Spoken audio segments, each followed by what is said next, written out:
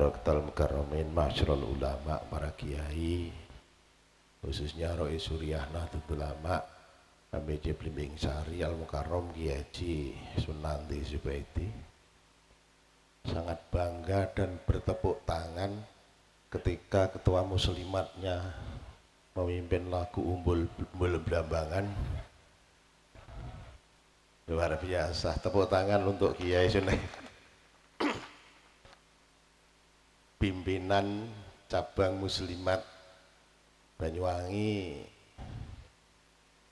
Mbak Makmulah, pimpinan Fatayat, pimpinan Gerakan Pemuda Ansor, sahabat Sukron Makmun Hidayat, pimpinan Ibnu IPNO, dan forum pimpinan kecamatan hadir, Pak Camat, Pak Komdan Kuramil, Pak Toha Khairi, ketika tadi yang refnya tuh maju didelok tenan karo Pak sapa? Pak Toha Gumun juga ya, anggota Dewan Perwakilan Rakyat Bapak Haji Andoko. Dan kok tepuk tangan kok sitaknya apa? Ada wonge mau ngomong nang aku, saya begitu datang Pak Maskur, Pak Andoko, jas masku untuk tahun 2018, lo nyapa dikeplok itu loh, tak weh ini 100 juta umpama liwat PCNO bisa, maksudnya harus liwat PCNO karena PCNO yang punya Minkum tiap tahun. Lek tiap tahun saklawase ya piye carane ben dadi terus dadi anggota DPR. Allahumma sholli ala Muhammad.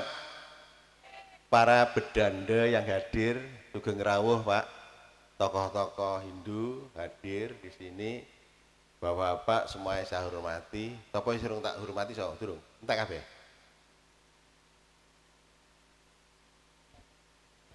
NU itu dawe Mbah Yai almarhum almarhumlah Ki Ahmad Siddiq, NU itu ada di mana-mana dan tidak kemana.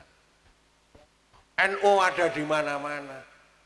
Ada yang jadi petani warga NU, ada yang jadi politisi, ada yang jadi bupati, ada yang jadi wakil presiden, ada yang jadi presiden, ada yang jadi kapolsek, ada yang jadi camat, ada yang jadi anggota DPR. Kalau Pak Toha Khairi asli NU itu ponakannya ketua PWNU sebelum Kiai Hasyim Mujadi, Syafi'i Sulaiman, ponakannya. Makanya saman parani dai sumbangan. Pak Camat NU, buktine apa ya saiki ngangge kelambi seragam NU. Iya dah, dan masih banyak lagi. Karena panjenengan NU, walaupun acaranya sampai siang, yakin sabar. Gitu tuh ya. Hadirin ingkang kula eken, Nahdlatul Ulama adalah sebuah organisasi yang besar dan terbesar di negeri tercinta Indonesia. Bukan hanya di Indonesia, NU itu organisasi sosial kemasyarakatan keagamaan yang terbesar di seluruh dunia. NU di Indonesia itu mayoritas penduduk yang beragama Islam di Indonesia, mayoritas organisasinya adalah NU, dan mereka itu mayoritas berdomisili di Pulau Jawa. Berarti wong NU sing paling akeh nang Pulau Jawa. Di Pulau Jawa yang paling banyak NU itu ada di Jawa Timur. Di Jawa Timur NU kang paling akeh niku wonten daerah Tapal Kuda. Tapal Kuda termasuk Banyuwangi. Di Banyuwangi NU-nya banyak, paling banyak NU di Banyuwangi di Kecamatan Rogo Jampi dan Blimbing Sari.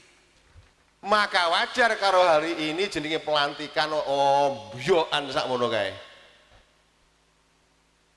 Ombyoan saya yang paling ini, yang paling lain, memang lain daripada yang lain. Jadi ketua muslimat PAC ngerangkap kepala desa, ngerangkap dari Denpoh. Belum, waduh ya Allah Gusti. Mbak Ros hebat sama ini. Hanya satu kritik saya ketika panjenengan membawakan Marsubanul Waton tangan ini. Yal waton, yalal waton, yalal waton, yalal waton, yalal waton, yalal. Belum PKP ya. Bapak hadirin ingkang kula mulyakaken. NU secara organisasi iku lahir tahun 1926. Eling-elingan. Namun NU sebagai sebuah ajaran lahirnya tidak tahun 1926, tapi lahirnya bersamaan masuknya Islam ke Indonesia. Jadi Islam apa NU sejak dulu ada. Buktine Pangeran Diponegoro ya NU, ajarannya NU sing dilakoni. Tak we contoh Pangeran Diponegoro iki asli jenenge Abdul Hamid putra dari Hamengkubuwono III dengan istri dari Pacitan. Beliau itu pernah mondok di pesantren Gerbang Tinatar di Desa Tegalsari, Kecamatan Jetis, Kabupaten Ponorogo, di bawah asuhan Kiai Hasan Besari. Dia belajar kitab kuning nandene Kiai Taftanjani Bagelen. Beliau belajar ilmu hikmah nandene Kiai Nur Muhammad. Begitu dia selesai mondok, belajar kanuragan juga di situ, beliau langsung pulang nandene Yogyakarta. Karena dia termasuk istri yang bukan asli, maka dibuatkan rumah di luar keraton. Rungono, Pak. Ojo rebutan aku wae itu. Ya. Diletakkan di luar keraton, di situ dibangun rumahnya Abdul Hamid bersama ibunya. Lalu kemudian dipagari dengan temboknya yang setebal 1 meter. Tahu-tahu yang namanya Belanda membuat program membuat jalan tembus dari Yogyakarta ke Magelang. Langsung jalan itu menggusur rumahnya Abdul Hamid.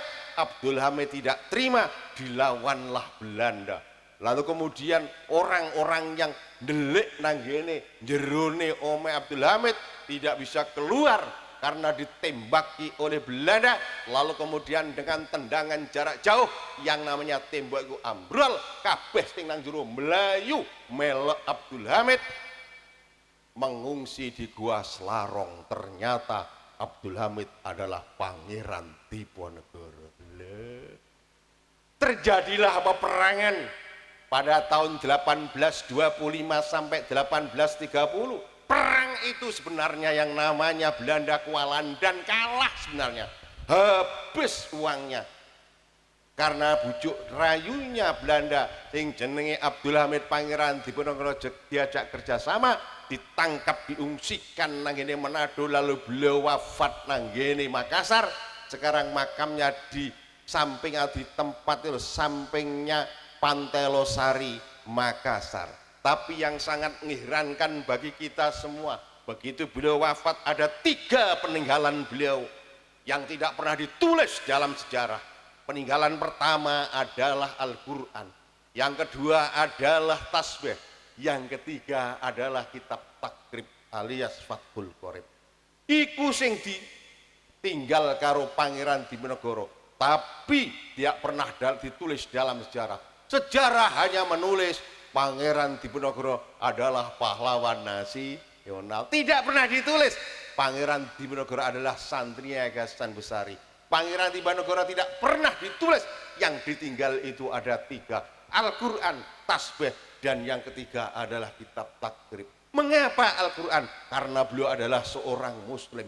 Mengapa kok tasbih? Karena beliau adalah ahli zikir dan sekaligus beliau adalah penganut Thariqah Satariyah.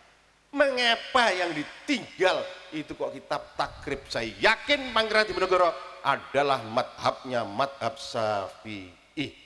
Kalau madhab Syafi'i saya yakin terawai Pangeran Diponegoro mesti 20 roh. Iya para. Berarti Pangeran Diponegoro adalah orang Umpamanya dulu sudah ada NU, saya yakin Pangeran Diponegoro dadi Rais Am pengurus besar Nahdlatul Ulama. Paham ya? Wes kok kono dhisik. Hadirin ingkang kula mulyakaken, jenengan semprep begitu ajaran NU masuk ke Indonesia. Bersamaan Islam masuk ke Indonesia, Islam juga masuk ke Afrika, masuk ke Eropa, masuk ke India, masuk ke Cina. Tapi kenapa Islam yang di sana tidak bisa berkembang dengan bagus, namun yang ada di Indonesia Islamnya berkembang dengan bagus? Maka timbul tanda tanya, opo sebabnya? Akhirnya orang dulu kalau ingin mengetahui sesuatu di negeri itu harus mempelajari sejarah Islam masuk di negara-negara itu. Di antaranya ada orang yang mempelajari kenapa di Indonesia Islamnya kok cepat berkembang. Lalu kemudian digoleki buku sejarah Islam masuknya ke Indonesia, ditemukan bukunya Senduk Urgonya. Jadi Senduk Urgonya itu adalah orang Belanda, begitu masuk ke Indonesia jenenge diganti Syekh Abdul Ghaffar. Hafal Al-Quran, bahasa Arab ngestes.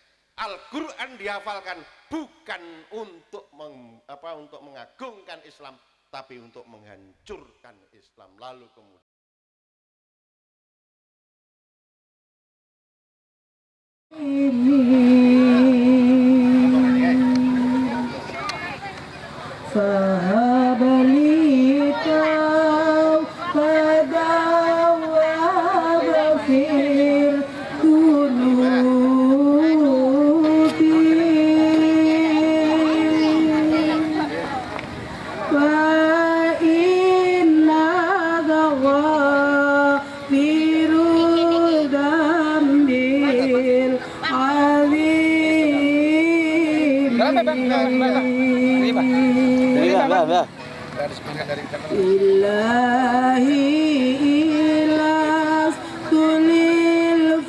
mohon berkenan dari